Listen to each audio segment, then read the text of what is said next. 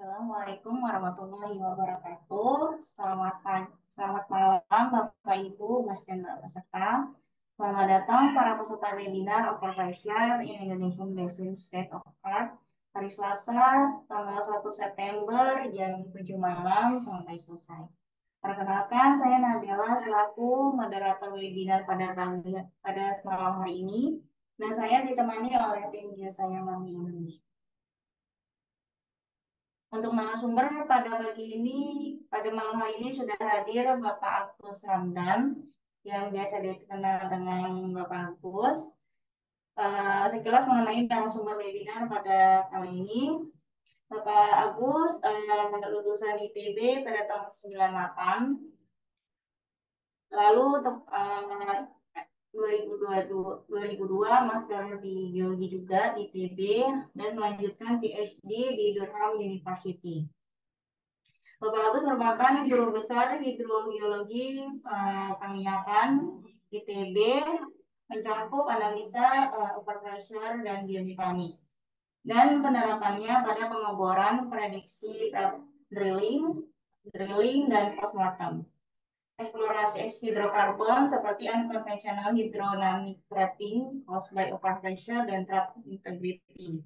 Webinar ini akan berlangsung kurang lebih selama 2 jam dan akan lebih banyak diskusi dan interaksi dengan pembicara dan para peserta.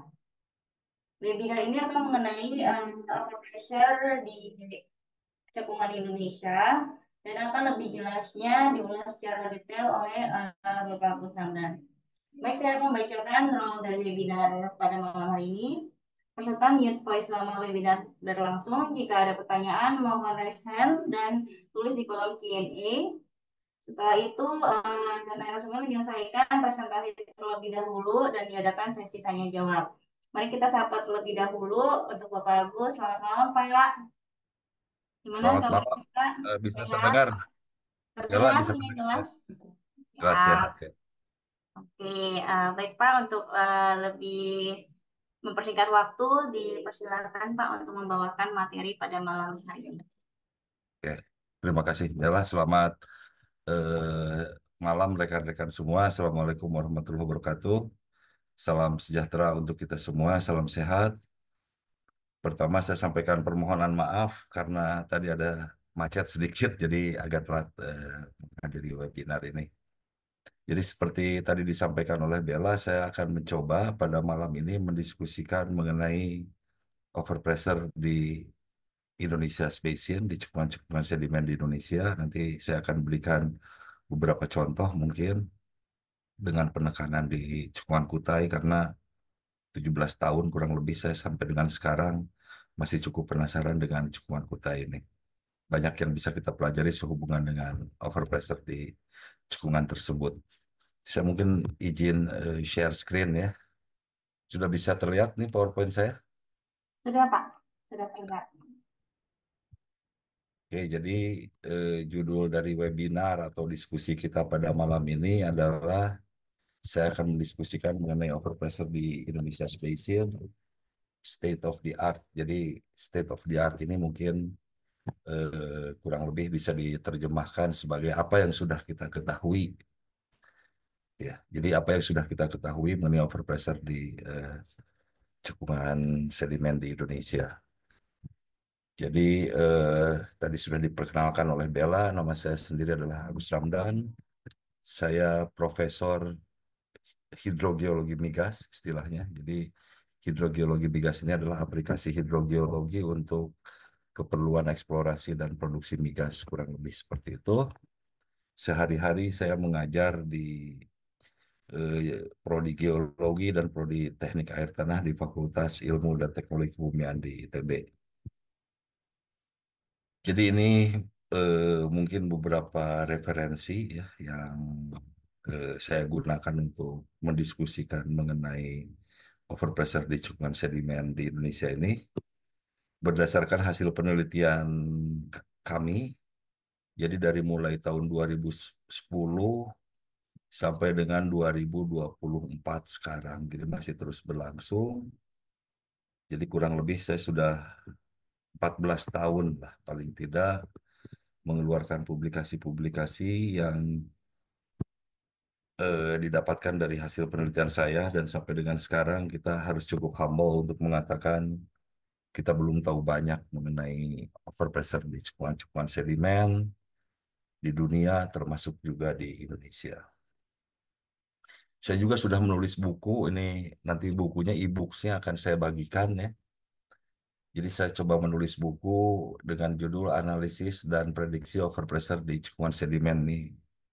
Covernya sudah diganti, sudah diperbaharui, jadi sudah edisi kedua. Nanti saya akan berikan secara gratis di e-booksnya ya, e-booksnya eh, di chat box dari Zoom ini. Saya menulis buku Analisis dan Prediksi Overpressure di Cekungan Sedimen. Nah, kurang lebih ini yang agenda yang akan saya diskusikan. Pertama, saya akan coba membahas sedikit mengenai pendahuluan dengan harapan saudara-saudara yang mungkin belum terlalu familiar dengan apa itu overpressure bisa mencoba mengikuti apa yang saya diskusikan. Nggak akan terlalu banyak dan sebetulnya bukan rocket science juga lah overpressure ini. Jadi mestinya saudara-saudara semua geologis bisa mengikuti. Kemudian saya akan mencoba mendiskusikan yang kedua adalah mengenai apa yang sudah kita ketahui, state of the art dari overpressure leachman sedimen. Ada dua mazhab pemikiran atau school of thought yang sering-sering disebut oleh para peneliti mengenai overpressure. Ada yang dinamakan sebagai Gulf of Mexico School of Thought, dan satu lagi adalah North Sea School of Thought. Nanti akan kita lihat apakah Indonesia itu khas overpressure-nya. Jadi ada Indonesia School of Thought, nanti kita diskusikan. Kemudian beberapa hal yang bisa disimpulkan akan coba kita simpulkan. Nah, jadi ini sedikit, seperti saya sebutkan, saya akan menyinggung sedikit mengenai apa itu pore pressure ya. Jadi kalau kita di oil and gas biasa atau cukup familiar dengan istilah pore pressure ya. Pore pressure ini sebenarnya orang ada nyebut fluid pressure, kemudian ada nyebut juga formation pressure. Yang intinya ini adalah barang yang sama ya semuanya itu. Jadi kita membicarakan barang yang sama. Di sini ada air minum nih, air minum dalam kemasan. Saya sengaja buka dulu ininya apa labelnya biar tidak disangka ada pesan sponsor. Jadi apa sebetulnya yang dinamakan pore pressure atau fluid pressure atau formation pressure itu ya? Jadi kalau kita lihat air di air mineral di botol ini begitu ya. Sekarang kalau coba kita lihat berapa tekanan air yang ada di dasar dari botol ini. Jadi secara prinsip ya, berapa tekanan air yang ada di dasar botol ini. Jadi dasar botol ini suffering gitu ya atau menderita gitu. Menderita karena ada beban di atas dasar dari botol ini. Jadi apa bebannya timbul karena apa? Tentunya karena ada air, kolom air setebal Z gitu ya. Nah, jadi ini high school physics saja saya rasa berapa tekanan berapa tekanan yang diterima oleh titik A di dasar botol ini akibat ada beban air di atasnya. Nah, tentunya tekanan air ya di titik A ini kita bisa lihat bahwa tekanan air di titik A itu adalah density air dikalikan percepatan gravitasi. Sebenarnya ini percepatan gravitasi ini yang bikin apa namanya? Yang bikin ada tekanan air ini ya dikalikan tebal kolom air ini tentunya seperti itu. Jadi ini adalah tekanan di titik A. Kenapa saya sebutkan tadi ya? Karena ada gravitasi gitu ya. Karena gravitasi ini menyebabkan ini itu kecenderungannya eh, menekan ke bawah begitu. Kalau nggak ada gravitasi ya tekanan di titik A-nya nol. Atau kalau kita bawa botol ini ke Mars, tekanan di titik A-nya jauh lebih kecil dibandingkan tekanan di titik A jika botol ini berada di bumi ya, karena gravitasi di bumi lebih besar dibandingkan dengan gravitasi di Mars. Jadi itu tekanan air itu seperti itu, sesimpel itu gitu ya. Atau kalau kita nyatakan dalam bentuk gradien, bahwa perubahan tekanan air terhadap perubahan kedalaman, kedalamannya kita pindahin ke luas kiri adalah density air dikalikan dengan percepatan gravitasi. Nah, kalau kita masukkan angkanya, density air itu sebesar kurang lebih kalau pure water itu 1 gram per sentimeter kubik, atau kalau dalam satuan metrik itu 1000 kilogram per meter kubik, begitu ya. Maka penambahan tekanan terhadap kedalaman itu sama dengan density-nya 1000, misalnya kalau dalam metrik, dikalikan percepatan gravitasi, kita tahu 9,8 meter per detik kuadrat. Atau penambahan tekanan terhadap kedalaman itu sama dengan 9800 Pascal karena ini dalam metrik per meter. Jadi ini artinya tekanan itu akan naik seiring dengan bertambah kedalaman sebesar tekanan air ya, sebesar 9800 Pascal setiap kita bergerak 1 meter ke bawah. Nah, ini yang dinamakan sebagai tekanan hidrostatik ya. Jadi tekanan hidrostatik itu adalah tekanan yang hanya diakibatkan oleh beban kolom air. Nah, saudara-saudara di industri senangnya itu dengan satuannya itu adalah satuan imperial ya. Jadi kalau saudara coba konversikan, tekanannya bukan dalam Pascal tapi dalam PSI, dan satuan kedalamannya bukan dalam meter tapi dalam feet, maka saudara akan dapatkan 9800 PSI ini, bisa dicoba Google kalkulatornya ya. 9800 PSI ini sama dengan 0,433 PSI per foot. Jadi artinya tekanan itu, tekanan hidrostatik itu akan bertambah sebesar 0,433 PSI per foot setiap kita bergerak 1 meter, 1 feet ke bawah sana. Jadi sebagai contoh, berapa tekanan di kedalaman, contoh ya ini, berapa tekanan hidrostatik, P hidrostatik di kedalaman 10.000 feet berapa? Ini tentunya adalah berapa? 0,433 dikali 10.000 ya, karena bertambah sebesar 0,433 setiap kita bergerak 1 foot ke bawah. Jadi tekanan hidrostatik di kedalaman 10.000 itu adalah 4.330 psi. Ada yang bocor nih sepertinya ya, sebenarnya. Udah ya. Oke ya, jadi ini arti dari penambahan tekanan sebesar 0,433 psi setiap kita bergerak 1 foot ke bawah. Atau kadang-kadang kawan-kawan driller suka apa namanya mengkonversikan gradien tekanan. Ini gradien tekanan nih ya, ngomong bukan tekanan absolut nih. Ini gradien tekanan ini ke dalam berat lumpur. Jadi 0,433 psi per foot itu setara dengan berat lumpur seberat 8,345 ppg, atau kalau satuannya itu specific gravity, yaitu density dibagi dengan density pure water, itu adalah 1 SG, 1 specific gravity. Jadi itu adalah tekanan hidrostatik. Jadi sangat jelas sekali kalau kita melihat seperti ini, kalau di bawah sana itu, di bawah permukaan itu tekanan itu semuanya hidrostatik, maka kita paling maksimal ketemu air itu adalah maksimal air bisa naik itu paling tinggi itu adalah di surface ya. Tidak mungkin air bisa muncrat melebihi surface kalau tekanannya dalam kondisi hidrostatik, karena kondisi hidrostatik ini by definition tadi saya sebutkan, tekanan hidrostatik itu adalah tekanan yang hanya diakibatkan oleh beban kolom air. Jadi kalau hanya diakibatkan oleh beban kolom air, tidak mungkin air bisa muncrat melebihi surface ya.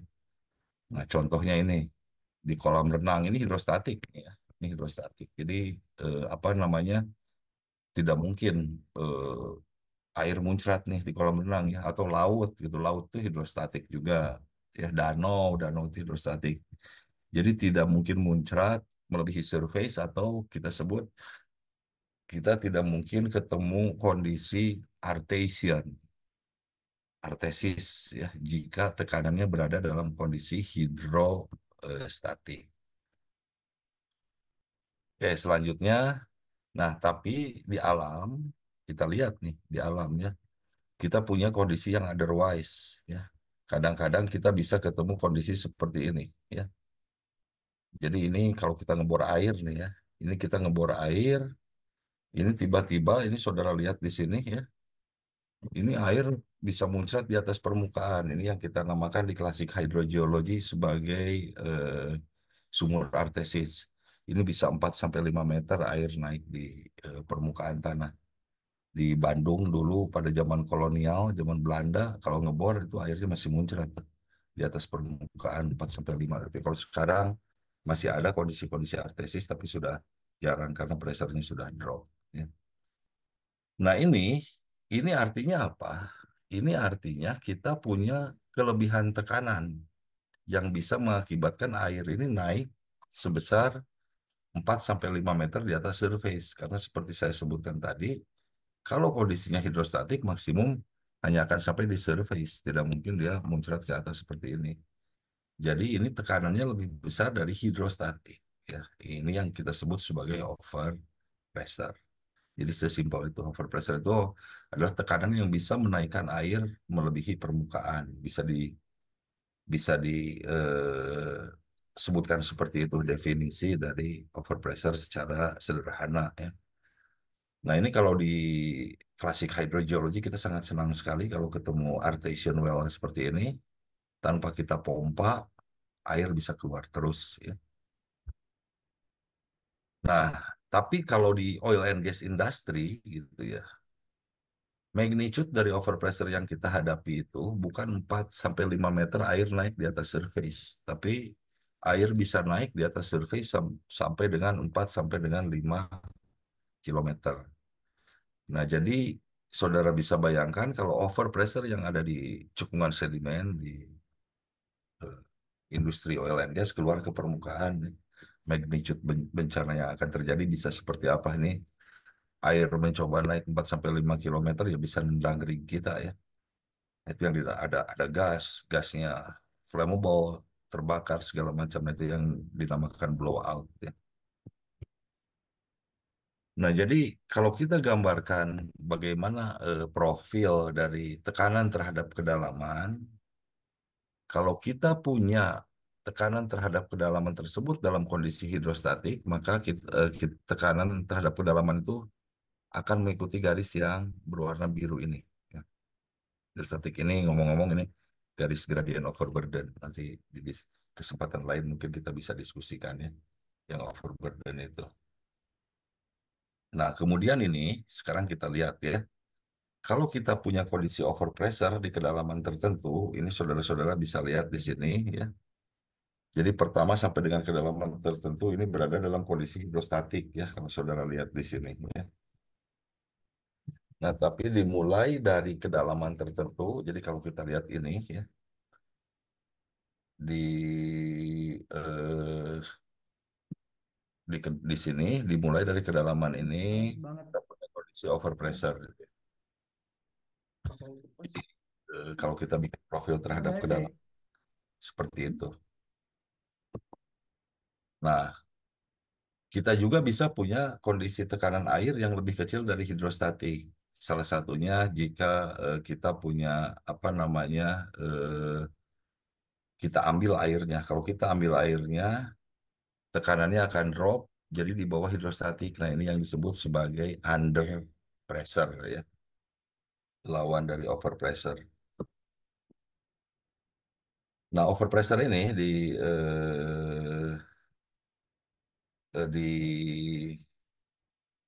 drilling ini di drilling ini over pressure ini masih merupakan permasalahan yang utama ya. Jadi kalau kita lihat di sini ya, permasalahan akibat pore pressure ini masih mendominasi ini sepertiga kurang lebih ya, sepertiga permasalahan pemboran itu diakibatkan oleh non productive time ini di sini disebutnya ya, oleh keberadaan pore pressure yang tidak terprediksi dengan baik sebelumnya. Jadi tugas kita tentunya memprediksi supaya non-productive time ini semakin berkurang. Nah, ini contoh beberapa kejadian yang apa yang fenomenal sehubungan dengan overpressure, blowout ya. Ini di Piper Alpha di North Sea tahun 88. Ini bayangkan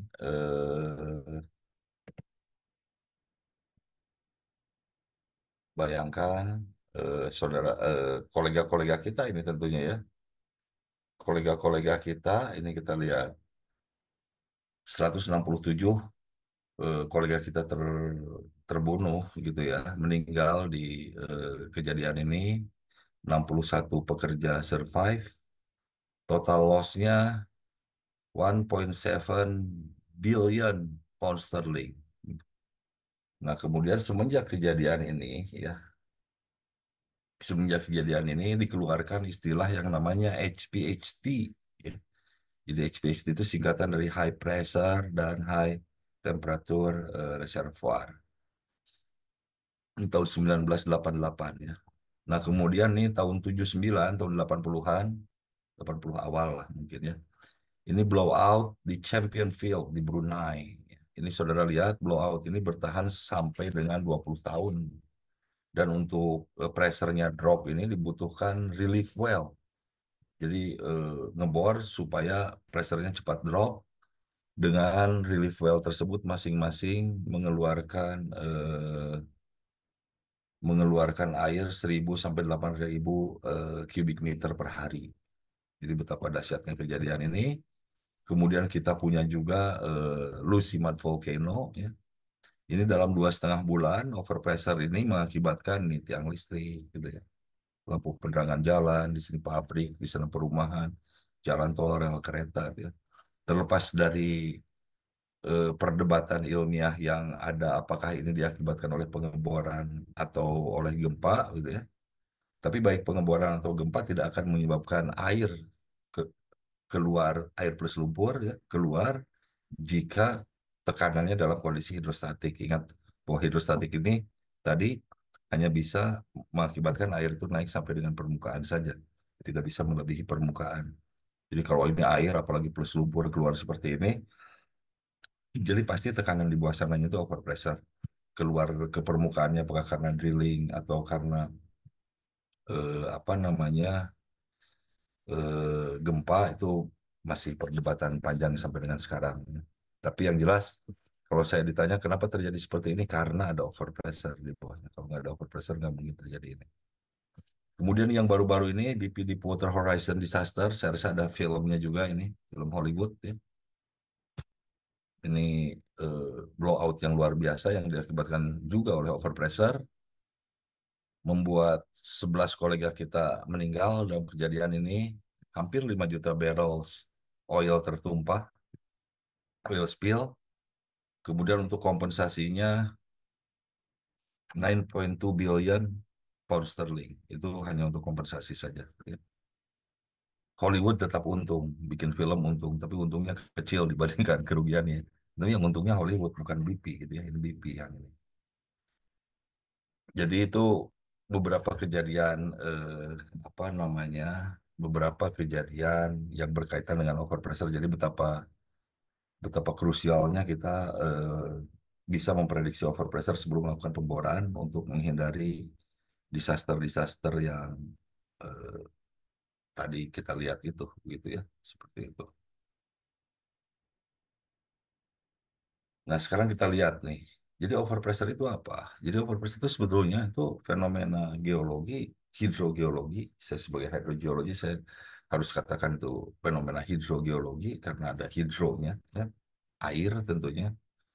Dan ini cukup simpel kalau kita lihat ya. Jadi kalau saudara pernah ini saya tampilkan lagi ya gambar tadi itu gambar artesian well. Nah jadi secara definisi mungkin bisa disebutkan seperti ini. Jadi kalau overpressure itu apa? Itu adalah tekanan air yang lebih melebihi hidrostatik. Gitu ya. Kalau hidrostatik tadi itu apa namanya diakibatkan hanya oleh water column, jadi paling maksimal dia hanya ada di surface. Kemudian by definition under pressure apa? Under pressure ya yang lebih apa? Yang lebih kecil dari hidrostatik. Oke, nah sekarang kenapa kita bisa punya tekanan yang melebihi hidrostatik? Jadi hidrostatik itu ingat, ini kata kuncinya nih, saya ulang berkali-kali ya. Hidrostatik itu adalah tekanan yang hanya diakibatkan oleh apa tuh tadi itu? Oleh kolom air ya.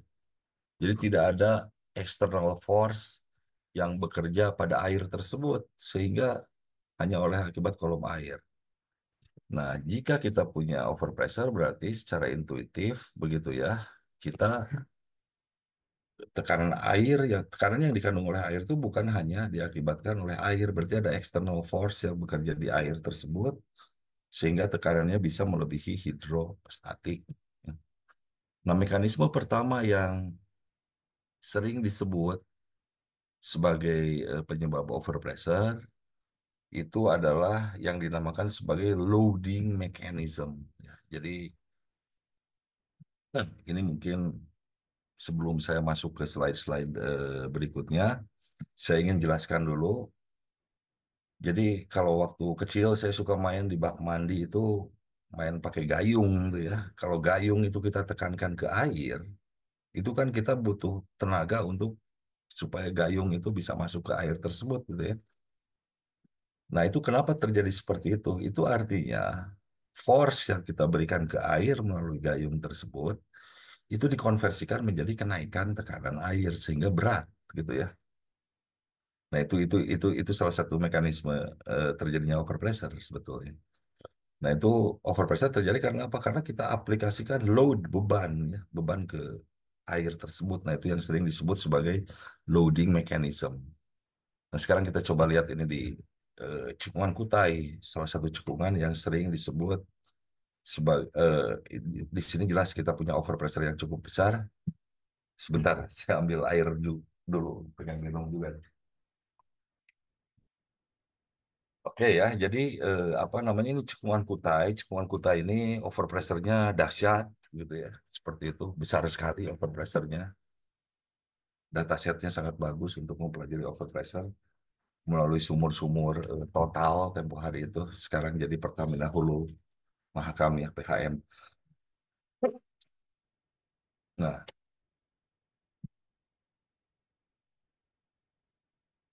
sekarang kita lihat di kedalaman kita ya, di kedalaman 5.000 meter atau 5 kilo. Jadi di 5 kilo itu ya, di 5 kilo itu titik di kedalaman 5 kilo dia menahan beban overburden ya. Overburden akibat sedimen setebal 5 kilo. Nah, kalau kita amati apakah Mahakam itu ambles sekarang? Enggak kan? Ya, Mahakam itu berada dalam keadaan stabil, dia enggak ambles gitu ya. Artinya beban sebesar 5 kilo sedimen ini bisa ditahan. Nah, ditahannya oleh apa? Ditahannya itu oleh dua hal nih ya. Ini yang dinamakan tekanan air. Jadi air ini, kalau di sini ada air, air ini akan menahan beban ini. Kalau nggak ada air, dia ambles gitu ya. Nah, tapi air saja tidak cukup, tekanan air saja untuk menahan beban 5 kilo ini. Ya, untuk cukup menahan beban 5 kilo beban sedimen, selain tekanan air, ada satu tekanan lagi, atau stres ya. Itu yang namanya efektif stres. Jadi efektif stres itu apa? Stres yang timbul akibat kontak antar butir ini ya. Jadi kontak antar butir ini memberikan eh, tahanan tambahan nih ya untuk titik di kedalaman 5 kilo ini bersama-sama dengan pore pressure bisa menahan beban overburden setebal 5 kilo. Nah, ini yang sering disebut sebagai prinsip Terzaghi. Jadi Terzaghi itu bilang kesetimbangan stres atau pressure di bawah sana itu kenapa tidak merosot terus ke bawah? Karena overburden yang kita punya ini ditahan, setimbang gitu ya, setimbang ditahan oleh apa? Oleh pore pressure dan juga efektif stres. Nah, jadi seperti ini tersegi prinsipal ini ya. Hmm. Kita dan overburdennya ditahan oleh pore pressure dan efektif stres sehingga bumi kita tetap berada dalam kondisi stabil. Jadi saya rasa itu sangat simpel, bahkan lebih simpel dari Pitagoras. Kalau Pitagoras kan perlu dikuadratkan ya. Jadi tadi di awal saya sebutkan bahwa ini bukan rocket science, ordinary geology seperti saya aja bisa ngerti itu mengenai pore pressure ini. Nah, sekarang kita coba lihat dari Tersagi ini ya. Dari Tersagi ini kita lihat, kita akan coba mengenai keberadaan, kenapa mekanisme terbentuknya overpressure. Jadi ini percobaan Terzaghi nih ya. Percobaan Terzaghi ini disederhanakan dalam model air dan spring dan pegas ya. Jadi pegas ini kita kasih beban nih. Beban ini merepresentasikan overburden, kemudian pegas ini merepresentasikan efektif stres. Pegas diisi air di sini. Air ini memberikan tekanan air ya, pore pressure. Nah, sekarang ini pegas ini tidak akan kompak, tidak akan kompak nih ya. Apa sorry sorry bukan tidak akan kompak, ini pegas, ini air, dia menahan overburden ya, seperti itu. Belum bicara kompak nih. Nah, sekarang apa yang terjadi jika overburdennya tadinya ini kan ya, tau V ini. Tau V ini saya tambah nih sekarang bebannya.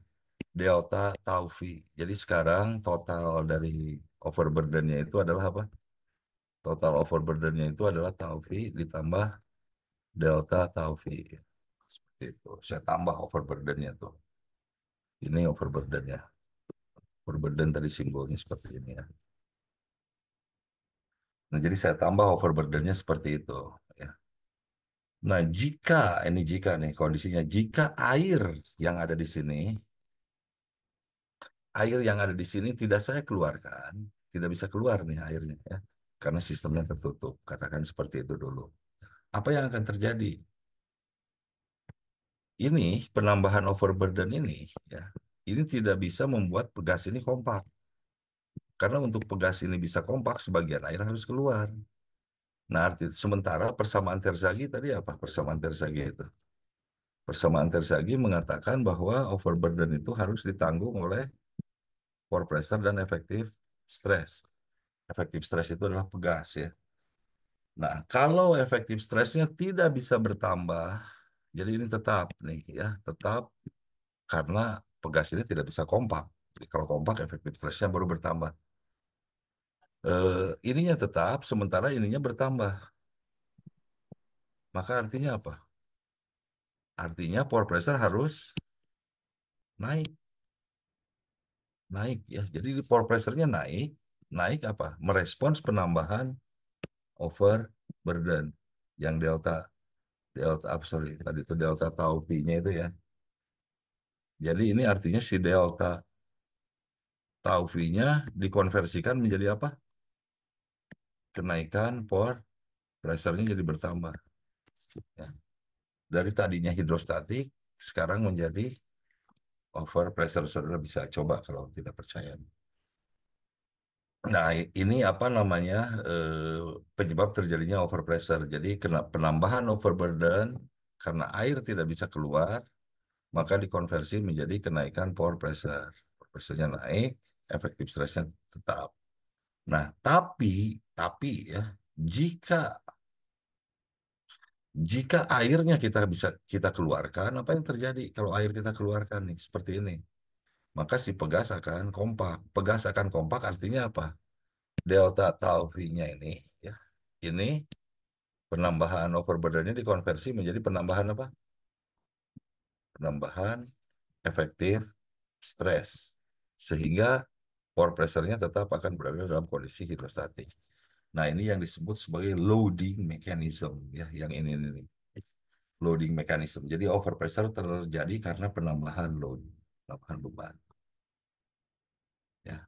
Nah, ini kalau di cekungan sedimen tuh ya, ini efektif stres itu bagus sekali menjelaskan kompaksi.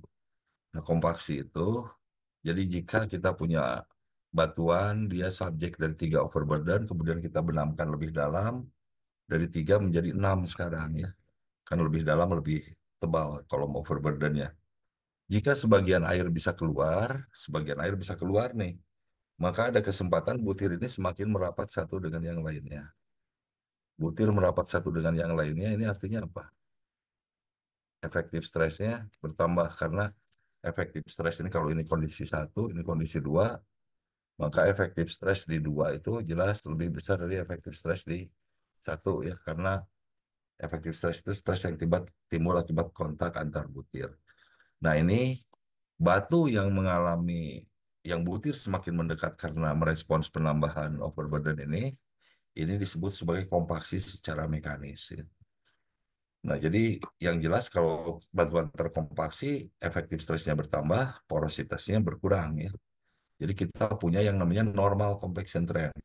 Nah, saudara-saudara yang apa namanya, yang familiar dengan pekerjaan overpressure mungkin tahu yang dinamakan normal compaction trend ya, yaitu eh, batuan yang terkompaksi secara normal semakin ke bawah, porositasnya akan semakin kecil ya, mengikuti garis yang merah ini.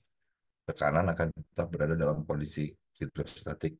Ingat tadi ya, apa namanya, ingat tadi sistem pegas dan air tersebut. Nah, jadi tekanan akan berada pada kondisi hidrostatik terus, efektif stres akan bertambah terus ya. Jadi efektif stres secara grafis adalah jarak dari pore pressure ke overburden. Nah, ini normal compaction. Nah, apa yang terjadi jika overburden dari 3 kita tambah jadi 6 sekarang? Kalau kita tambah overburden dari 3 jadi 6, tetapi air tidak bisa kita keluarkan, maka tadi itu penambahan overburden ini akan dikonversi menjadi penambahan pore pressure. Sedimen tidak bisa kompak kalau air tidak bisa keluar. Ya, jadi efektif stres di kondisi satu ini dan di kondisi dua ini adalah sama ya. Jadi efektif stres satu sama dengan efektif stres dua. Sementara tadi persamaan itu overburden itu harus ditahan oleh pore pressure dan efektif stres ya. Jadi kalau ini bertambah, ini tambah, ini tetap, konsekuensinya apa? Pore pressure-nya ini naik. Ya. Naik, batu gagal kompak. Gagal kompak artinya apa? Batu itu tidak bisa menurunkan porositas seiring dengan penambahan overburden atau penambahan kedalaman kalau di cekun sedimen ya. Nah, jadi kita lihat di sini, kalau tadi batuan terkompaksi secara normal kan seperti ini ya, porositasnya akan berkurang terhadap kedalaman. Kalau kita punya overpressure di kedalaman tertentu, di kedalaman 11.500 misalnya di sini ya, sampai dengan kedalaman 11.500 kita lihat nih data yang berwarna biru, porositas berkurang terhadap kedalaman, tapi dimulai 11.500 ke bawah, porositasnya relatif lebih tinggi dibandingkan kalau dia terkompaksi secara normal. Jadi kita bisa duga dimulai dari kedalaman ini kita punya kondisi overpressure ya. Nah, ini yang di geologi, load-nya itu bebannya dari mana? Itu dari sedimentasi yang terus berjalan, tapi ada syarat yang lain, yaitu air tidak bisa keluar dengan cepat.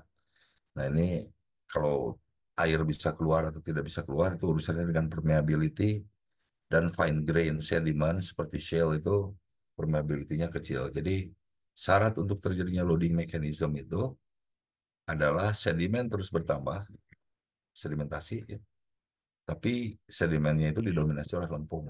Jadi delta Mahakam tadi adalah salah satu kandidat yang sangat baik untuk terjadinya overpressure sedimentasi terus berjalan dan delta Mahakam itu katanya mud dominated delta ya. Nah, untuk alasan tertentu ini sering disebut orang-orang sering menyebut ini sebagai the Gulf of Mexico School of Thought ya. Jadi apa namanya? Ini banyak terjadi di Gulf of Mexico. Nah, kemudian penyebab yang lainnya, ini penyebab yang lain yang bisa menyebabkan overpressure dalam magnitude yang besar adalah penambahan air. Kalau air kita tambahkan ke dalam sistem jelas ya. Nah, penambahan air ini atau pengurangan efektif stres. Jadi efektif stres ini bisa berkurang nih. Jadi misalnya apa? Misalnya butir lepas gitu ya karena gempa. Kan kita sering dengar kalau ada gempa, mud volcano terjadi gitu ya. Itu prosesnya seperti apa tuh? Jadi kalau gempa itu bisa mengakibatkan ikatan antar butir lepas. Kalau ikatan antar butir lepas, artinya efektif stres turun. Kalau efektif stres turun, pore pressure harus naik ya. Karena persamaan tetap seperti ini. Overburden itu harus ditahan oleh pore pressure dan efektif stres. Jadi fluid expansion ini bisa diakibatkan oleh dua hal. Airnya, volume air yang kita tambah atau efektif stresnya kita kurangkan. Nah, di geologi efektif stres bisa berkurang atau maaf, air bisa bertambah kalau kita punya transformasi dari smectite menjadi ilit ya. Jadi kalau kita lihat smectite, smectite itu ada air yang ada di antara mineral lempung. Ini namanya bound water ya. Bound water ini tidak berkontribusi terhadap air yang ada di pori. Nah, kalau smectite kita bakar, kita panaskan, maka bound water ini akan lepas jadi free water, jadi air akan bertambah ya. Atau di kasus yang lain, kalau tadi itu air tiba-tiba bertambah. Kalau kasus yang kedua ini, efektif stres berkurang. Salah satunya kalau kita punya transformasi dari kerogen atau dari butiran organik yang sosrok gitu ya menjadi fluid. Kerogen itu kan tadinya padat, solid gitu ya. Solid kalau kita transformasikan solid ini artinya apa kalau solid? Dia berkontribusi terhadap efektif stres. Nah, kalau kalau butir ini hilang artinya tertransformasi menjadi fluida, artinya efektif stresnya berkurang. Kalau efektif stres berkurang, pore pressure harus bertambah. Nah, jadi ini kalau kita lihat secara grafis, tadi ini adalah overpressure yang karena loading, efektif stresnya konstan. Kalau overpressure karena unloading atau fluid expansion, dia efektif stresnya bisa turun, efektif stres bisa turun, artinya pore pressure bisa terus naik, ya, menjadi sangat tinggi sekali. Itu yang khas perbedaan dari apa namanya loading dan fluid expansion. Ya. Nah, jadi ini proses geologi yang tadi bisa menyebabkan fluid expansion kalau kita bagi bisa menjadi dua ya. Yang utama nih ada clay diagenesis, perubahan dari smectite menjadi ilit atau transformasi dari kerogen menjadi hidrokarbon. Nah, ini juga untuk alasan tertentu orang sering nyebut sebagai North Sea School of Thought karena ini mungkin banyak terjadi di North Sea ya. Karena kecepatan sedimentasi di North Sea tidak sederas tidak secepat di the Gulf of Mexico. Kalau di Gulf of Mexico memang kecepatan sedimennya tinggi sekali. Nah, sekarang Indonesia kita lihat ya. Jadi kami di kampus dari mulai tahun 2010 lah yang ini ya. Tapi sebetulnya bukan dari 2010, dari 2005. Dari 2005 sampai dengan sekarang tahun depan 2025. Jadi berapa 20 tahun ya.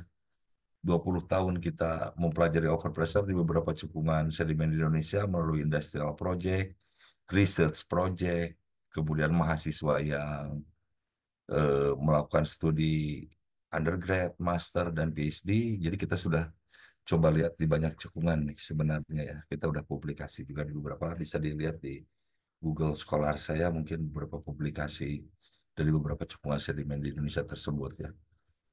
Nah, sekarang kita coba lihat apakah Indonesia itu unik gitu ya, overpressure di Indonesia itu satu school of thought tersendiri.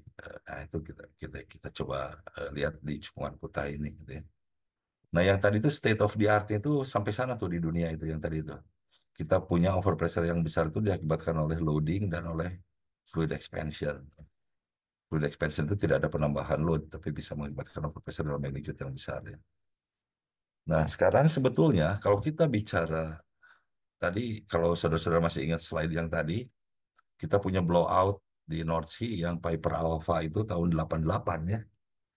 Dan sebenarnya Indonesia's experience in relation with overpressure itu kalau kita trace back, saya coba lihat paper-paper di IPA, ya, itu dari mulai tahun 73 kita sudah deal ngebor kita itu dengan overpressure. Jadi ini ada namanya sumur C1SX ya di sini. Ini di sini nih lokasinya ya. Ini jaraknya dengan Krakatau, ini di Selat Sunda nih sumurnya nih. Hanya 36 kilo. Ya, hanya 36 kilo, kemudian ngebor nih ya. 3D-nya itu sampai dengan 3 kilo, hebat nih. Di Selat Sunda ngebor sampai 3 kilo tahun 73 dengan teknologi tahun 73. Kemudian upper pliosinnya ini saudara lihat tebal sekali, hampir 2,5 kilo, temperatur di TD-nya sekian, kemudian ketemu overpressure dimulai hanya kurang lebih dari setengah kilo sampai ke bawah, overpressure terus, mud weight di TD-nya 15 ppg. Jadi ini kalau by definition, ini adalah sumur yang HPHT tadi itu. Jadi high pressure, high temperature. Jadi kita sudah ngebor dari tahun 73 nih high pressure, high temperature. Dan aman. Aman itu tidak terjadi blowout lah. Kalau biayanya membengkak, saya nggak tahu itu. Tapi yang jelas tidak terjadi blowout nih. Jadi kita sebetulnya sudah punya long experience in dealing with overpressure. Jadi mestinya sudah harus cukup percaya diri lah kita ya. Nah, kemudian ini di Cukang Kutai, ini kalau saudara lihat ya, di Cukang Kutai ini sumur Bekapai 11 di Mahakam, lapangan Bekapai. Ini tekanannya saudara lihat hidrostatik, pertama kemudian dari mulai 11.000, sharp sekali kenaikan overpressure, tinggi sekali terus naik sampai dekat dari overburdennya. Ini di bor tahun 81, ya. TD-nya 15.000 feet. Overpressure dimulai ke dalam 11.000, overpressure-nya sangat tinggi sekali. Dan transisi dari hidrostatik ke overpressure yang sangat tingginya sangat tajam. Ya. Ini adalah temperaturnya di kedalaman 12 ribu feet. Ya. Ini jelas HPHT di, di bor aman juga nih. Dengan teknologi tahun berapa nih? Tahun 81 ya. Jadi kita sebenarnya harus cukup percaya diri nih. Berhubungan dengan overpressure ini. Yang kita perlu lakukan itu kita bisa prediksi yang bagus gitu. Ya. Oke. Nah, jadi ini kita punya success story, tapi kita juga punya bad luck juga ya. Kita tidak bisa pungkiri kita pernah punya blowout di eh, Mahakam, di Lok Sukon, ya, di ONWJ yang leak itu ya, YY1. Kemudian Banjar Panji terlepas dari kontroversinya, kita punya overpressure juga di sana. Jadi kita sudah punya excellent experience, bukan good experience lagi, tapi eh, bad experience ada juga gitu ya, seperti itu. Jadi, nah sekarang apakah itu tuh hanya good luck atau bad luck saja gitu? Tentunya saya tidak berharap demikian ya, itu prediksi pada tahun-tahun itu juga sudah cukup bagus lah saya rasa itu ya. Tapi ya kejutan itu bad luck itu selalu ada. Ya. Nah, jadi tapi untuk meminimalisir kita just luck gitu ya. Jadi kan kita ingin segala sesuatu itu predicted gitu ya. Nah, coba kita lakukan science eksperimen.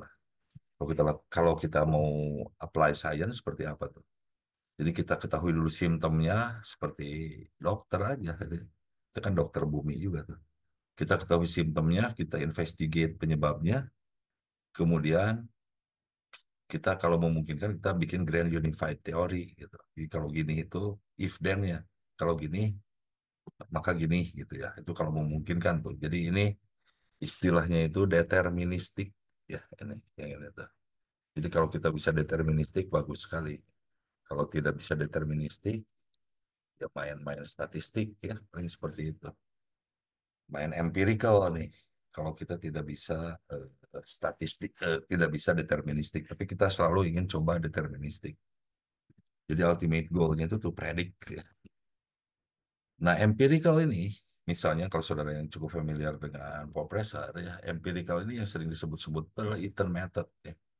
Jadi metode Eaton untuk memprediksi overpressure, dan ini metode Eaton kalau menggunakan lobsonic, ini saudara bisa lihat, ini ada eksponen X. Ya. Ini empirical constant atau fudge factor. Empirical constant ini bisa berapa aja, bisa satu, dua, tiga, empat, lima, kita nggak tahu gitu. Dan kita no physics behind it. Kenapa harus satu, kenapa harus dua, kenapa harus tiga ya. Ini hanya empirical method gitu. Ya, nah ini yang metode yang paling sering digunakan. Nah, sekarang tugas kita apakah kita bisa menghasilkan metode yang lebih baik sehingga tidak empirical gitu, tapi lebih ke arah deterministik. Itu kita terus berusaha ke arah sana ya. Jadi karena kalau deterministik itu kita bisa predik gitu. Kalau empirical ya di sini berlaku, di sana enggak. Itu misalnya. Seperti itu permasalahan dengan empirical ya. Kita tidak bisa bikin grand unified theory dari empirical. Padahal kita science itu kita selalu ingin predik ya. Itu first class science itu tuh predict. Misalnya kawan-kawan astronomi itu bisa predik dengan sangat bagus kapan satu komet balik lagi ke bumi, ke lintasan bumi gitu ya. Nah, kita di geologi belum seperti itulah. Ya. Nyari minyak masih banyak gagalnya. Kalau kita bicara success ratio berapa 10-20%. Ya. Kita belum tahu kapan gunung meletus, kapan gempa akan terjadi, segala macam kita belum tahu. Jadi kita harus dengan humble akui, science kita belum first class ya. Saya nggak tahu apakah second class atau mediocre gitu ya.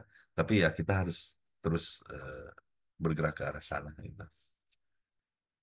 Jadi first class science itu tuh predict. Mudah-mudahan perkembangan geologi cukup cepat gitu ya. Nah, tapi kalau sekarang kita harus cukup humble mengatakan ya kita masih urusan dengan bumi ini kita masih banyak belum tahu gitu ya. Nah, kemudian saya coba analisis ini ketika saya di Durham University, ini mulai serius mempelajari overpressure tahun 2007 saya ke sana ya. Saya coba lihat sumur yang tadi itu bekapai 11 ini yang lithostatic scale overpressure magnitude. Dia overpressure-nya sangat besar sekali. Saya coba analisis di sana. Ini pembimbing-pembimbing saya waktu itu, kalau saudara cukup familiar dengan publikasinya dari Richard Swabrick, ini Richard Swabrick, dia well known, dia leading scientist-nya di bidang overpressure di dunia.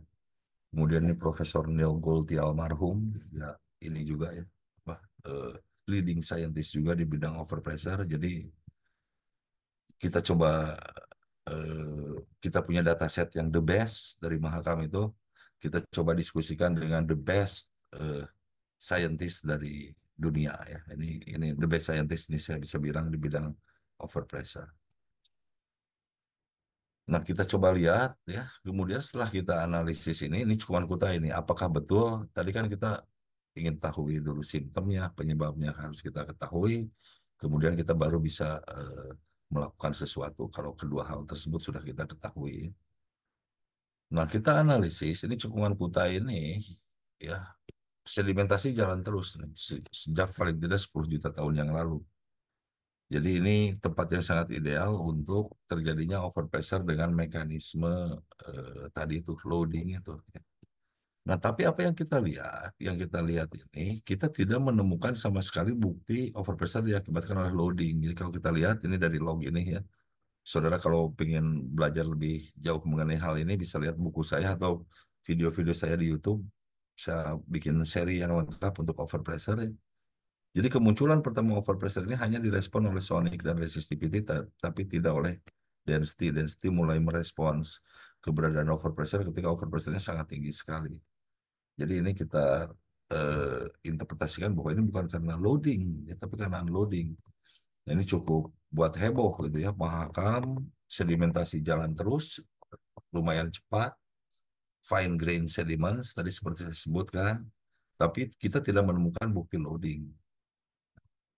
Nah, kita publish di APG Bulletin waktu itu ya, dan di eh, 3 paper waktu itu kita publish di APG Bulletin, di Petroleum Geoscience, dan di First Break.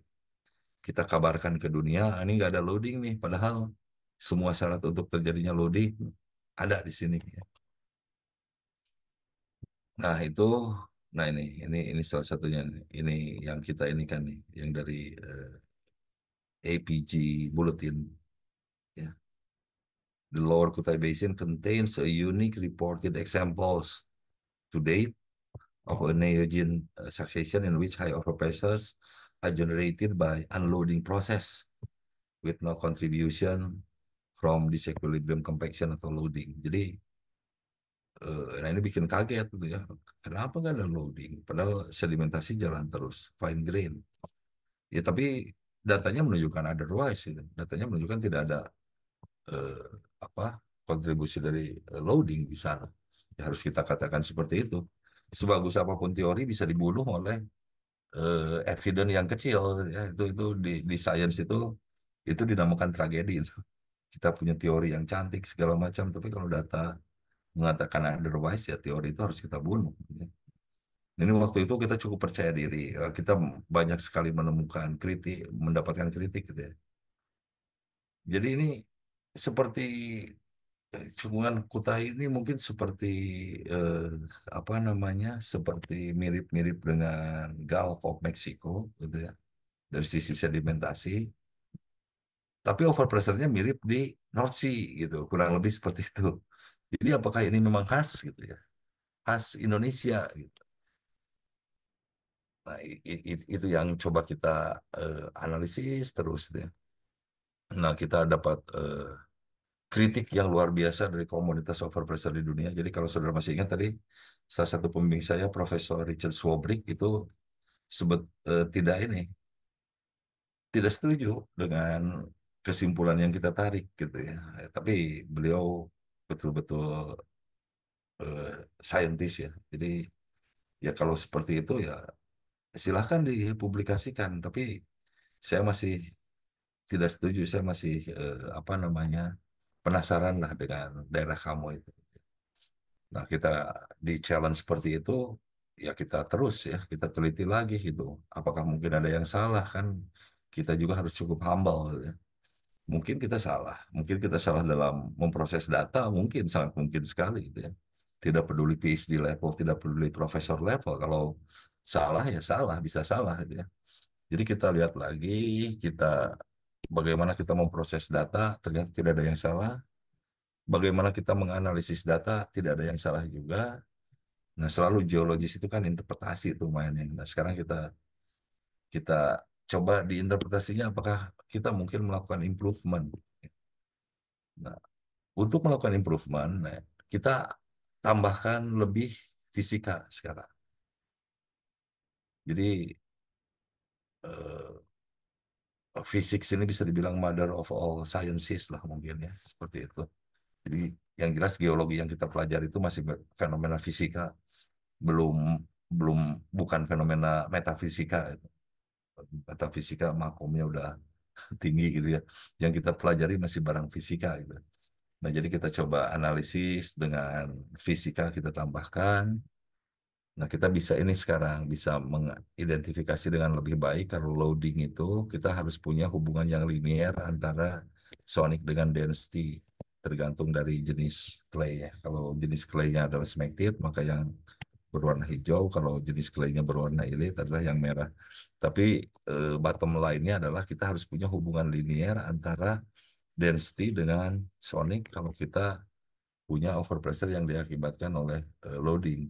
Kalau kita punya overpressure yang diakibatkan oleh unloading atau fluid expansion, maka dia akan keluar dari hubungan linear tersebut sepanjang arc ini ya, bisa di sini, bisa di sini, bisa di sini, dimanapun. Yang jelas dia tidak akan mengikuti hubungan linear ini. Nah, itu hasil analisis fisika kita seperti itu. Nah, ini dijadikan basic assumption kita setelah kita cukup solid dengan fisika ini gitu ya. Nah, kita coba analisis. Jadi dengan basic principle seperti tadi, malahan kita bisa kembangkan. Jadi kita bisa mendiskriminate, misalnya overpressure, kontribusi loading berapa, kontribusi fluid expansion berapa. Kita malahan itu kita anggap bonus ya. Setelah kita menganalisis, mempunyai analisis ini itu kita kembangkan. Ini saya tuliskan juga di IPA, saya tuliskan di Petroleum Geoscience di paper yang relatif baru mengenai fisika ini. Kalau saudara tertarik, saya rasa di sini eh, waktunya kurang kalau mendiskusikan mengenai dasar teorinya. Nah, tapi poinnya sekarang kita bisa mendiskriminate mana overpressure akibat loading, mana overpressure akibat fluid expansion secara kuantitatif. Karena kalau untuk prediksi itu kita tidak bisa bilang besar, kecil, gitu ya. Jauh, dekat, sebentar, lama itu tidak bisa tuh. Tapi kita harus kuantitatif, kita harus say with number. Ya. Kita ini jadi untuk sebagai ikhtiar untuk jadi first class science dia tadi itu untuk bisa predik itu ya nggak ada cara lain Kalau kita mau prediksi, kita harus mau doing some mathematical works ya. Kalau tidak itu, tanpa itu, saya rasa less likely kita bisa predik fenomena-fenomena geologi. Jadi itu matematik cukup kunci saya rasa. Jadi ini adalah persamaannya untuk menghitung overpressure karena loading, kemudian ini adalah karena loading dan fluid expansion. Nah, jadi sekarang kita sudah tahu seperti itu. Nah, ini yang di Cuan Kutai kita ininya apa namanya step-stepnya ya untuk mengaplikasikan yang ini tadi itu ya. Ini ada step-stepnya. Saya tuliskan juga di IPA kalau saya tidak salah dan di Petroleum Geoscience. Jadi ini misalnya yang merah ini adalah total overpressure, total respons dari log terhadap overpressure. Yang hijau ini kita bisa rekonstruksi nih. Ini adalah overpressure yang diakibatkan oleh loading. Ini total. Jadi fluid expansionnya sekian. Nah, kalau sudah kita bisa bikin seperti ini, kita bisa aplikasikan rumus. Kemudian kita seperti saya sebutkan tadi, kita bisa predik dengan lebih baik. Ini misalnya overpressure karena loading di sini. Terus cuma segini. Sementara yang kita amati di sini. Nah, kita bisa setelah kita tahu ini, kita bisa mengestimate yang ini. Ya, jadi total overpressure. Jadi karena loading, kemudian dari sini ke sini tentunya karena fluid expansion. Jadi kita bisa reinterpretasi bisa lebih mantap dengan fisika dan matematik tersebut. Ya. Nah, kemudian hasil interpretasi intinya ada loading itu di kita itu, tapi tetap itu bukan yang dominan. Yang dominan tetap adalah fluid expansion. Ya, seperti itu. Dan ini mengenai teori efektif stres yang ada dua efektif stres lain. Tapi yang intinya kita sedikit berubah gitu ya. Jadi kita akui ada loading, tapi tetap apa namanya yang dominan itu adalah unloading. Nah, untuk menjawab kritik ini saudara bisa lihat kita harus nulis banyak papers ya. Ini sebagai referensi yang bisa saudara lihat juga lah nanti. Saya rasa saudara bisa cari di Google ini kalau tidak bisa minta ke saya ininya soft file dari paper-paper ini. Nah, yang terakhir kita nulis di 2022 dan di 2024. Jadi saudara bisa bayangkan itu buat saya pribadi itu ya, buat saya pribadi itu paling tidak 20 tahun untuk hanya mengetahui sumur di Cungan Kutai gitu dan nggak berapa sumur gitu. Satu sumur mungkin Bekapa itu saya butuh 20 tahun gitu ya. Nah, itulah sains gitu, seperti itu. Tapi kita berharap dari sana kita bisa aplikasikan ke daerah yang lain. Nah, jadi ini reinterpretation yang tadi ya, bahwa overpressure itu kemunculan pertamanya diakibatkan oleh fluid expansion, kemudian pembentukan gas di sana yang kerogen berubah menjadi hidrokarbon itu bisa mengakibatkan overpressure dengan magnitude yang sangat besar. Loading berkontribusi terhadap overpressure, tapi bukan di awal, justru bukan di kedalaman-kedalaman awal maksud saya, tapi di kedalaman yang lebih dalam malahan. Nah, ini berbeda juga itu dengan yang kita amati di cukuan-cukuan lain di dunia. Gitu ya. Nah, tapi saya belum melihat juga di dunia itu apakah ada gitu. Karena biasanya overpressure terbentuk karena loading dulu, kemudian semakin kita bergerak ke bawah baru fluid expansion. Kalau di kita bukan. Di Kutai itu. Di kedalaman yang lebih dangkal itu fluid expansion langsung sudah main. Loading justru di kedalaman yang lebih dalam. Kalau secara kedalaman, tapi secara waktu, loading tentunya terbentuk lebih duluan, kemudian fluid expansion eh, belakangan. Nah, apakah ini khas kondisi ini? Saya rasa ini tidak khas gitu ya. Saya rasa malahan saya sekarang saya menghilangkan tuh jargon-jargon The Gulf of Mexico School of Thought, North Sea School of Thought gitu ya. Itu enggak, itu Indonesia School of Thought enggak ada. Karena itu yang tadi analisis kita itu menunjukkan bahwa ini hanya konsekuensi biasa aja dari fisika yang bekerja di sini. Jadi kita harus percaya bahwa proses geologi itu proses fisika gitu. Dan hukum fisika itu berlaku universal. Jadi kalau di Mars ada overpressure, ya harus mengikuti hukum fisika. Karena di Mars hukum fisika berlaku gitu. kecuali di parallel universe. Kalau parallel universe ada, baru hukum fisikanya mungkin beda lah. Tapi kalau di universe yang kita tinggali ini, ya hukum fisikanya berlaku di mana-mana kan. Nah, jadi ini saya akan tambahkan ini bukan 17 tahun ya. Jadi dari 2025 sampai 2025 saya masih cukup humble untuk mengatakan bahwa ini mungkin eh, perlu kita lihat lagi gitu ya. Perlu kita lihat lagi terus gitu. Apakah betul seperti ini gitu ya. Jadi proses belajar itu terus-menerus gitu. Jadi untuk daerah yang kecil aja di sains ini gitu ya, saya butuh 20 tahun. Dan yang saya pahami mungkin tuh levelnya masih setetes air di lautan juga.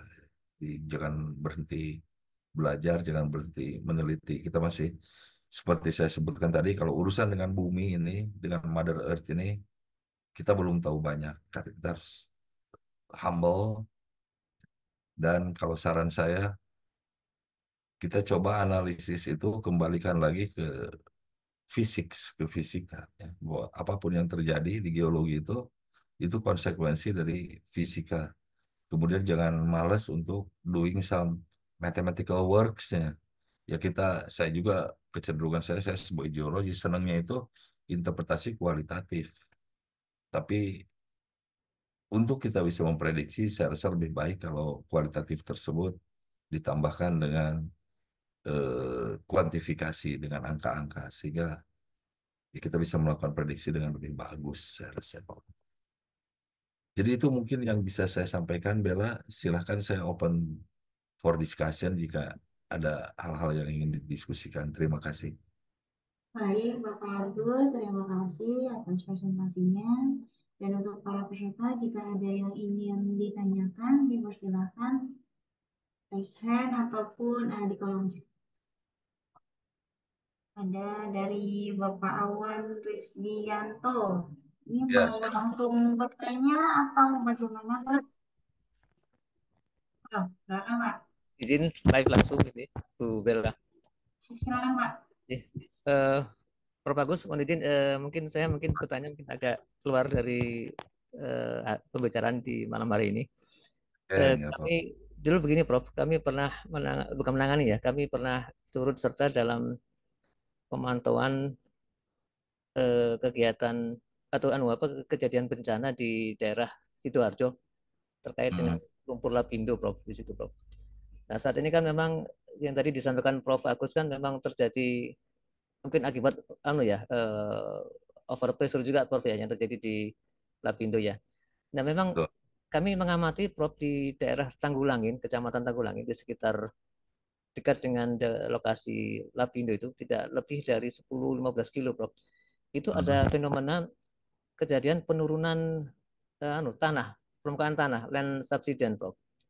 hmm, Tapi waktu itu kami sedang ada kegiatan pengamatan di sana, ada pembangunan rumah pompa di sana Prof. Nah, ini kejadiannya ada pengamatan sudah cukup panjang diamati dari tim ITS, kemudian dari tim hmm, ISDM akhirnya turut terus serta mengamati di tahun-tahun 2023 kemarin, Prof. Dan hasilnya masih masih proses dalam saat ini.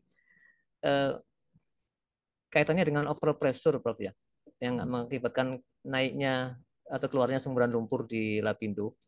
hmm, Ini melihat di daerah Langgulangin, itu 4 desa itu penurunannya cukup signifikan, Prof.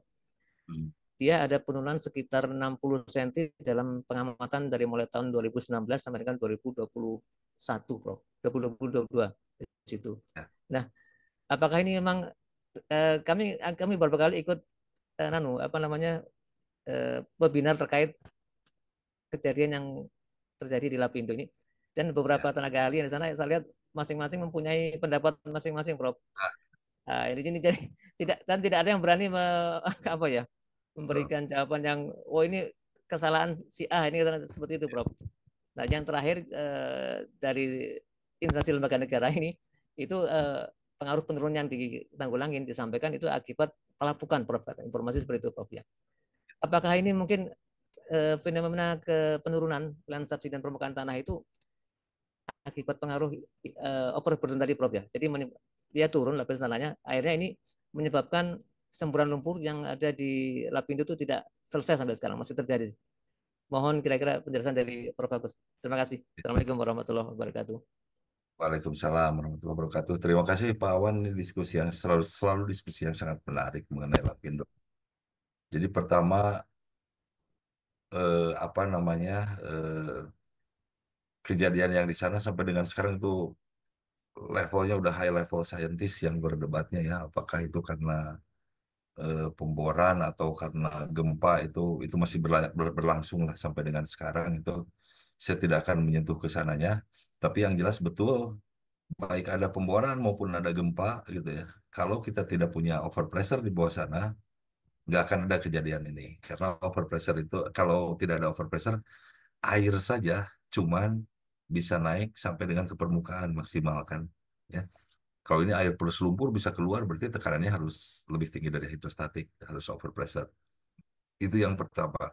Kemudian yang tadi yang kedua, kalau Pak Awan masih ingat yang mengenai pegas dan air itu, ya, saya bisa tampilkan lagi mungkin.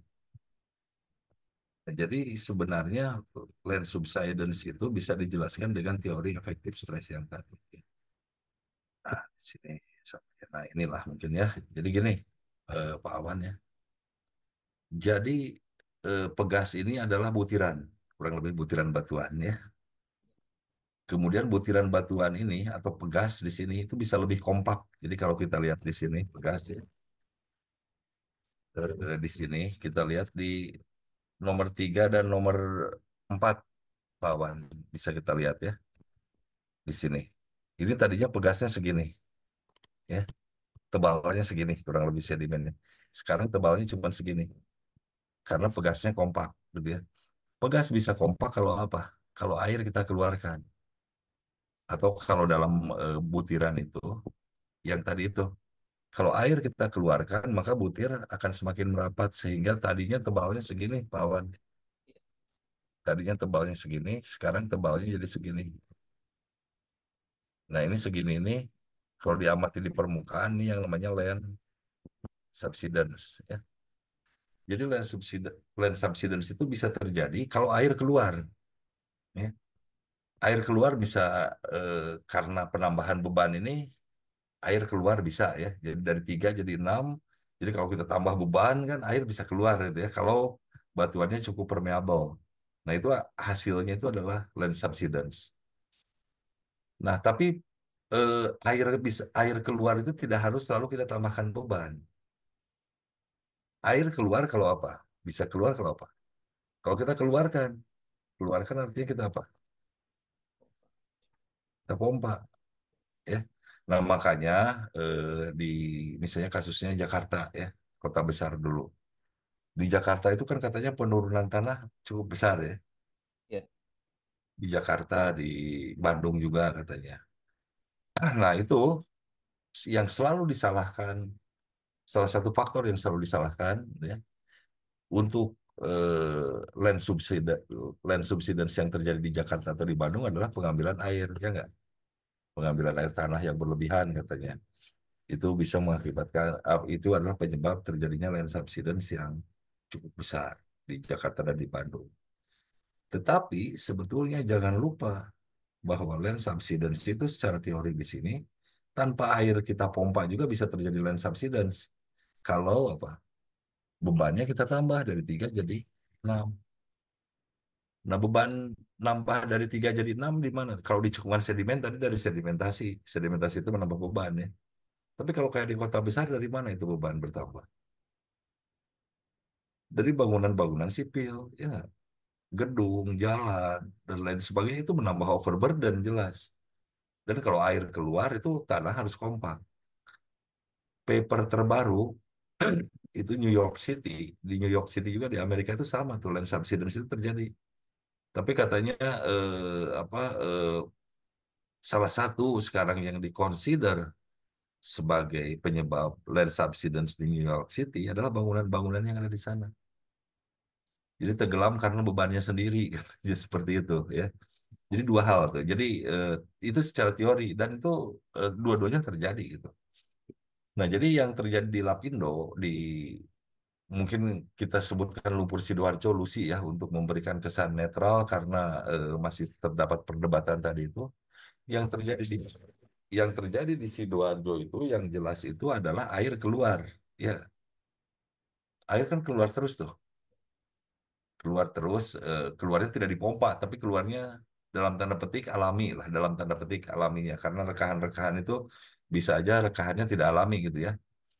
Nah, kalau air keluar terus, apa yang terjadi? Butir di bawah sana akan merapat terus kan? Ya nggak? Butir di bawah sana akan merapat, akan terjadi land subsidence. Gitu. Sampai kapan land subsidence itu stop? Itu sampai tekanannya berada dalam kondisi hidrostatik. Kalau sudah berada dalam kondisi hidrostatik, air tidak akan keluar lagi. Kalau sekarang air masih keluar, itu artinya kondisi di bawah sana masih over pressure.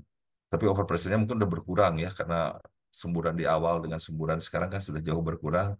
Tapi artinya itu, kalau masih ada air yang keluar, masih akan terus kompak di bawah sana.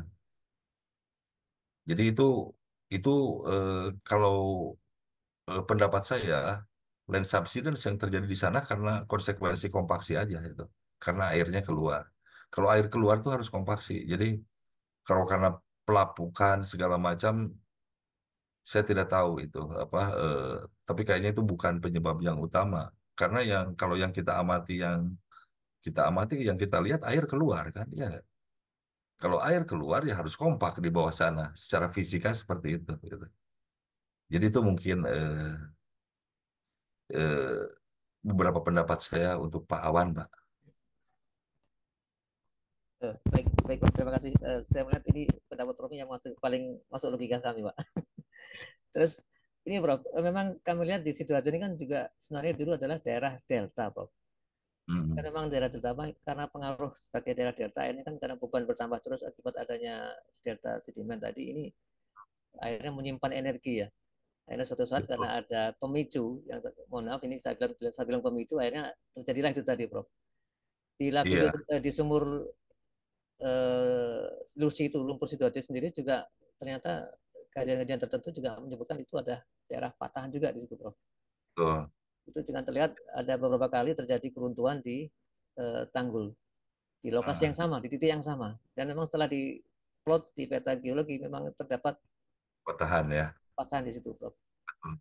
Ya, Ya, betul. Jadi itu kan salah satu pendapat yang salah satu pendapat mengenai kenapa sih over pressure-nya itu keluar ke permukaan itu ya, tiba-tiba keluar ke permukaan.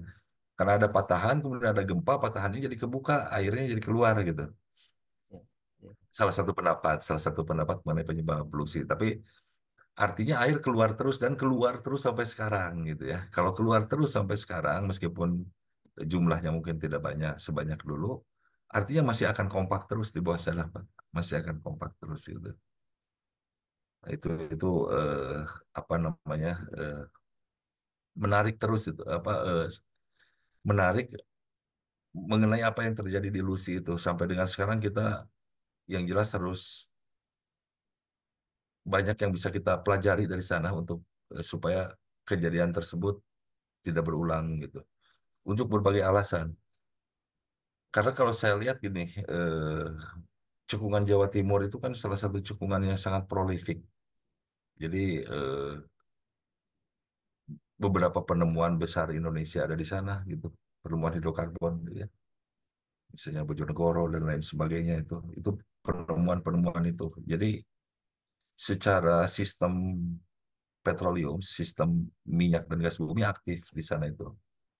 Nah, cuman permasalahan itu adalah highly populated area. Jadi area yang eh, sangat padat begitu ya. Misalnya ada potensi migas di tengah kota Surabaya. Nah, itu kita harus hati-hati sekali gitu. Misalnya gede, katakan gede, gede sekali gitu ya. Bor jangan gitu. Nah itu, apa namanya? Kalau kita udah tahu bahwa di sana itu di bawah sana itu overpressure semua lah, bisa dibilang seperti itu dari pemboran-pemboran yang ada dan ya lumpur Sidoarjo ini jelas itu bukti otentik bahwa di sana overpressure. Nah, itu sebetulnya ngebor overpressure yang tadi saya sampaikan dari tahun 70-an bisa aman kok, 80 bisa aman, 90 bisa aman gitu ya. Ya kadang-kadang ada juga accident gitu. Nah jadi kalau kasus yang seperti tadi, di kota Surabaya ada migas besar. Kalau ekstrimnya misalnya sebesar di lapangan-lapangan di Middle East, Timur Tengah, bor jangan. Nah itu kalau apa namanya, kalau kita memahami resikonya, yaitu resikonya itu kan ketemu dengan tekanan yang ultra tinggi.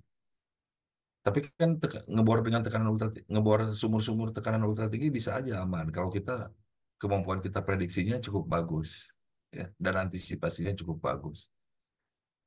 Eh, eh, apa engineering failure selalu ada gitu ya. Makanya perlu kayak buffer zone misalnya dari berapa sih jarak dari daerah eksplorasi terhadap pemukiman, terhadap industri itu kan harus selalu ada karena ya kita yang saya sebutkan tadi kalau kita urusan dengan bumi itu kita itu harus harus rendah hati gitu karena apa banyak sekali yang belum kita ketahui gitu. Makanya nah buffer zone segala macam itu di disiasati dengan hal-hal seperti itu.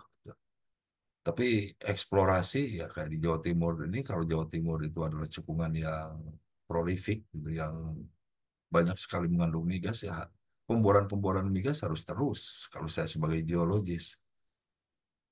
Bukan apa-apa sekarang kalau kita lihat Indonesia, importnya kan per hari itu 1 juta barrel importnya. Dan itu membutuhkan effort yang luar biasa eksplorasi kan untuk apa mengurangi ketergantungan import lah. Karena saya bisa bayangkan tuh kalau import 1 juta barrel per hari dengan harga $70 per barrel, itu kan kita harus sedia 70 juta dolar per hari. Dolar, karena nggak bisa beli minyak pakai rupiah, gitu, harus pakai dolar. Nah itu juga kan mungkin mempengaruhi currency kita. Kenapa sih rupiah itu nggak kuat-kuat gitu terhadap dolar? Ya wajar aja 70 juta dolar per hari harus kita belikan minyak gitu ya, seperti itu. Jadi nah, itu banyak banyak pertimbangan lah, tapi artinya sains ini bisa membantu gitu, Pak. Membantu meminimalisir hal-hal tertentu gitu ya yang tadi itu. Makanya kita kita pelajari terus karena salah satu challenge kalau saya lihat salah satu challenge terbesar bukan hanya di Indonesia, di dunia tadi kita lihat statistik. Itu adalah bagaimana kita handling, bagaimana kita memprediksi tekanan-tekanan super besar. Jadi ada tekanan super besar bukan berarti tidak boleh dibor, kita dibor. Tapi kalau udah ketahuan, udah terprediksi, kita bisa petroleum engineer bisa siap-siapnya. Gitu. Bagaimana untuk melawan itu. Dan di banyak sumur aman, banyak sumur itu aman gitu. Jadi menarik memang ini Pak, kalau kita bicara Jawa Timur, Sidoarjo gitu ya. Cekungan Jawa Timur secara keseluruhan itu sangat menarik sekali. Oke. Oke, Baik, Pak Prof. Wan. Agus. Terima kasih pencerahannya. Ini Bella langsung aja ya, ada pertanyaan berikutnya ya. Iya, siap. Silakan, Pak. Ya, jadi ini di Zoom chat ini ada pertanyaan dalam prediksi presel lebih baik atau lebih valid menggunakan parameter log density atau log sonic gitu ya. Jadi ini bisa saya sebutkan ini dua-duanya dibutuhkan kalau kita mau mengaplikasikan metode yang tadi kita coba develop ya. Malahan metode yang tadi kita coba develop itu kalau tidak ada log density tidak bisa kita lakukan. Nah, tapi kalau kita melakukan metode-metode empirical, misalnya metode Eaton gitu ya, yang tadi itu log density saja atau log sonic saja cukup. Bisa itu. Tapi kalau metode yang tadi coba kita develop, kita butuh dua-duanya, log density dan log sonic. Nah, sekarang katakan kita mencoba mengaplikasikan metode Eaton atau metode empirical yang lain yang hanya membutuhkan satu tipe log. Log mana yang lebih bagus, log density atau log sonic? Nah, ini jawabannya tidak straightforward, saya rasa. Kalau kualitas lognya dua-duanya bagus, ya, itu dua-duanya mungkin akan menghasilkan hasil yang cukup bagus. Nah, cuman kalau yang satu kualitas lognya lebih bagus, yang satu kurang bagus, ya tentunya itu akan mempengaruhi hasilnya. Nah, kalau kita belajar mengenai well logging, begitu ya, log yang sangat sensitif terhadap geometri lubang itu adalah log density. Jadi log density itu datanya bisa ngaco kalau lubangnya kegedean itu misalnya, makanya selalu dikoreksi dengan kaliper ya. Kalau saudara familiar dengan kaliper. Nah, tapi log sonic di sisi lain gitu ya, tidak terlalu terpengaruh oleh kondisi lubang gitu. Sehingga orang lebih prefer menggunakan log sonic untuk alasan karena biasanya kualitas datanya lebih bagus dibandingkan eh, log densitas. Jadi log densitas sangat terpengaruh oleh washout kalau saudara-saudara familiar ya. Breakout dan lain sebagainya itu log density sangat terpengaruh, tapi log sonic kurang terpengaruh. Jadi masih bisa menghasilkan log sonic yang bagus meskipun lubangnya tidak terlalu bagus. Itu yang pertama. Kemudian yang kedua, orang senang menggunakan log sonic untuk alasan karena dia bisa kita setarakan dengan seismik. Seismik itu kan velocity. Sonic kan 1/velocity, jadi bisa dibandingkan tuh. Jadi orang lebih senang menggunakan log sonic itu dibandingkan dengan log-log yang lainnya. Untuk alasan yang kedua itu, karena bisa langsung disebandingkan dengan seismik. Jadi itu mungkin mudah-mudahan menjawab pertanyaannya Rio. Terima kasih Rio atas pertanyaannya dan Pak Agus. Ada juga nih Pak yang bertanya, apakah mekanisme flow pressure loading versus unloading plate expansion bisa secara lateral dalam satu cekungan, misalnya di basin center didominasi unloading dan di flank basin loading. Oke. Oke, ini pertanyaan yang sangat bagus nih. Dari Royer ya, Royer. Pertanyaan yang sangat bagus. Ini bisa terjadi ini seperti ini ya. Jadi seperti tadi misalnya di cekungan di satu cekungan ya. Biasanya jadi tadi yang unloading itu atau fluid expansion itu salah satu penyebab yang utamanya itu adalah pembentukan hidrokarbon. Pembentukan hidrokarbon itu biasanya terjadinya di basin center tuh, ya. Jadi ini bisa jadi betul, bisa jadi betul yang disebutkan oleh Royer itu bahwa di basin center mungkin kita punya unloading tapi semakin ke flank atau semakin ke tepi cekungan gitu ya. Di sana loading lebih berperan. Dan juga ini bagus nih. Jadi misalnya di basin center kan biasanya kecepatan sedimentasinya tidak terlalu cepat dibandingkan di tepi-tepi cekungan kan. Jadi tepi cekungan loading di basin center unloading itu sangat sangat memungkinkan sekali. Jadi saya setuju dengan poinnya bahwa secara lateral bisa bisa sekali gitu. Generating mechanism dari overpressure itu berbeda. Di dekat tepi cekungan dia loading, tapi semakin ke basin center dia unloading bisa. Sangat sangat memungkinkan mekanisme seperti itu terjadi. Baik. Ada pertanyaan kembali Pak dari Alza. Terima kasih atas materi yang unstable. Pada kondisi geologi yang dipengaruhi oleh struktur geologi, apakah mempengaruhi pembentukan zona pressure dalam mekanisme loading? Dalam hal ini, bagaimana mengetahui lebih lanjut kejadiannya mengenai pengaruh struktur geologi terhadap overpressure? Oke, ini Alza, ini pertanyaan yang sangat bagus juga. Tadi yang saya selalu sebutkan loading itu, load itu adalah beban secara vertikal ya. Kayak gitu. Beban secara vertikal kita dapatkan dari sedimentasi. Nah, sebenarnya di geologi itu ada beban atau gaya ya. Mungkin kalau beban agak sulit, gaya juga bisa ya. Apa beban atau gaya ya. Secara lateral, yaitu yang namanya dari tectonics. Itu yang sering kita sebut sebagai tectonic loading. Jadi kalau kita punya stres, jadi stres itu tidak tidak harus selalu vertikal gini, tapi di geologi bisa lateral lateral karena tectonics. Nah, kalau kita tekan batu itu secara lateral, batu itu ingin kompak juga, ingin kompak. Tapi kalau air tidak bisa keluar, batu tidak bisa kompak. Akibatnya apa? Beban tektonik lateral ini akan dikonversi menjadi kenaikan tekanan pori untuk mekanisme yang sama dengan penambahan beban secara vertikal akibat apa namanya? Akibat sedimen loading ya bisa kita sebut. Jadi loading itu betul. Loading itu bisa karena sedimen loading atau bisa karena tectonic loading secara lateral. Dan itu banyak di tempat kita yang ketemu seperti itu, bahwa overpressure itu karena loading secara lateral di daerah thrust faulting. Jadi di daerah thrust faulting itu kan artinya kalau sesar naik, di dasar naik mesti gaya lateralnya besar sekali itu. Di dasar naik. Nah itu banyak sekali overpressure yang diakibatkan oleh apa namanya loading, tapi loadingnya dari tektonik. Misalnya di seram, gitu ya, cekungan seram. Nah itu kita jumpai hal-hal seperti itu. Itu mungkin Bella. Terima kasih.